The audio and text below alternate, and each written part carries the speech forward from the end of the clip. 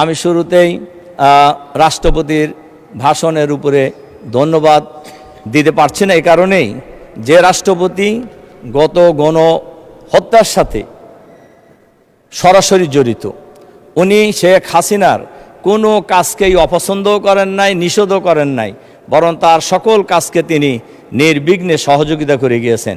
কাজেই এরকম একজন গণহত্যাকারী ব্যক্তিরকে আমরা ধন্যবাদ জানাইতে পারি না। এই চপ্পু সাহেবের মধ্যে কি মধু আছে আমি জানি না।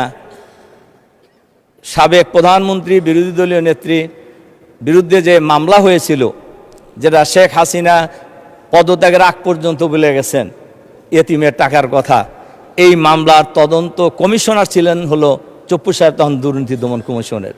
কাজেই আমরা জানি না ওনার ব্যাপারে এত দুর্বলতা কেন।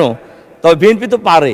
বিএনপির এক সময়ের মহাসচিব বি চৌধুরীকে রাষ্ট্রপতি থেকে সরাইতে তো সময় লাগে নাই, নতুন রাষ্ট্রপতি হয়েছে।